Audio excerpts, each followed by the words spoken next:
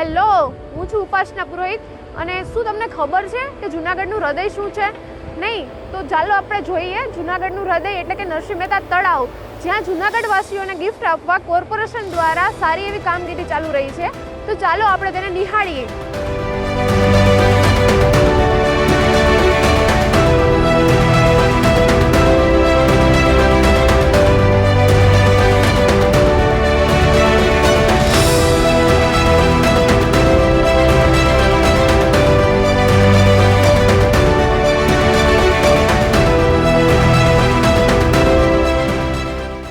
Narsinh Mehta lake development project Junagadh corporation દ્વારા સ્વર્ણિમ મુખ્યમંત્રી યોજના અને પ્રવાસી ગ્રાન્ટ અંતર્ગત ₹60 કરોડના ખર્ચે ફેઝ 1 ફેઝ 2 ની કામગીરી ચાલી રહી છે.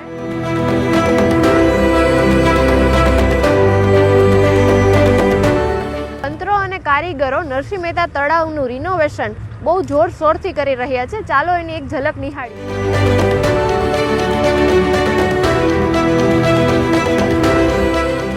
જય હો જૂનાગઢ. જૂનાગઢવાળાને ખૂબ જણાવતા આનંદ થાય કે આપણે જે નરસિંહ મહેતા સરોવરનું બ્યુટિફિકેશનનું કામ થઈ રહ્યું છે ને થોડાક સમયમાં જ આ કામ પૂર્ણતાને આરે છે.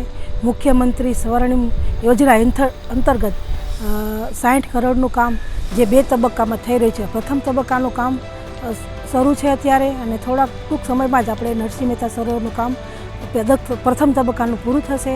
એટલે આપણા જૂનાગઢવાસીઓને જણાવતા આનંદ થાય છે કે આપણે ફરીવાર એક નવું નજરાણું મળશે. કારણ કે એ પહેલાં આપણને રોપવે દ્વારા ને ઉપરકોટ દ્વારા આપણને જે નજરાણા મળી રહ્યા છે એ પછી આપણે જોઈએ તો સરદાર ગેટ છે, પછી ભજેવડી ગેટ છે, તેનું પણ રિનોવેશન કરી અને લોકો સમક્ષ ખુલ્લું મૂક્યું છે. તે જ રીતના આજે આ નરસિંહ મહેતા સરોવરનું પણ બ્યુટિફિકેશનનું કામ પૂર્ણતાને આરે છે. એટલે ખૂબ ને ખૂબ આનંદની વાત છે. જૂનાગઢવાસીઓને એક નવું નજરાણું ફરીવાર મળ્યું છે.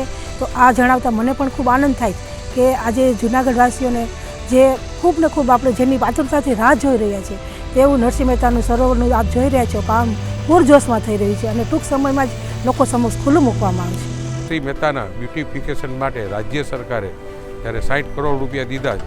તમે આ જોઈ શકો છો. આ બાજુ જોઉં તમે આજે અત્યારે કામ ચાલુ છે. ટોટલ 1 વર્ષની અંદર આખું આ લખોટા તળાવ બીજું જે છે ને જામનગર બન્યું એવું તળાવ હોય. તમે જ્યાં જ્યાં નજર નાખશો ત્યાં તમને ચારેકોર કામ ચાલુ દેખાશે. આપણે આવી ગયા છે નરસિંહ મહેતા તળાવે અને તેનું કામકાજ અત્યારે પૂરજોશથી ચાલી રહ્યું છે. અને અત્યારે આપણી સાથે છે હરેશભાઈ પરસાણા, જે સ્ટેન્ડિંગ કમિટીના ચેરમેન છે. તો ચાલો આપણે એની સાથે વાત કરીએ. જૂનાગઢની મધ્યમાં આવેલું નરસિંહ મહેતા સરોવરનું હાલ બ્યુટિફિકેશનનું કામ 60 કરોડના ખર્ચે ચાલી રહ્યું છે. હાલ એના પ્રથમ તબક્કાનું કામ પૂરી ગતિથી ચાલે છે. આ પ્રથમ તબક્કામાં આમ જોઈએ તો વિવિધ એમ્યુનિટીઝ સામેલ કરવામાં આવી છે.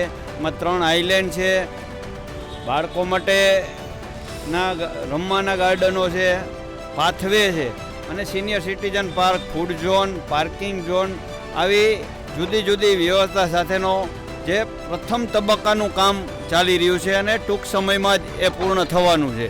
ત્યારબાદ ફરતો રિંગ રોડ માટેનું બીજા તબક્કાનું કામ શરૂ થશે. એટલે આવનારા દિવસોમાં જૂનાગઢના એક તો આ પ્રવાસન સ્થાન છે, સાંસ્કૃતિક નગરી છે અને પર્યટકો પણ ખૂબ મોટા પ્રમાણમાં આવે છે. તો આવનારા દિવસોમાં નગરજનોને અને આવનાર પર્યટનોને એક રમણીય સ્થળ મળી રહેશે. ધન્યવાદ સર.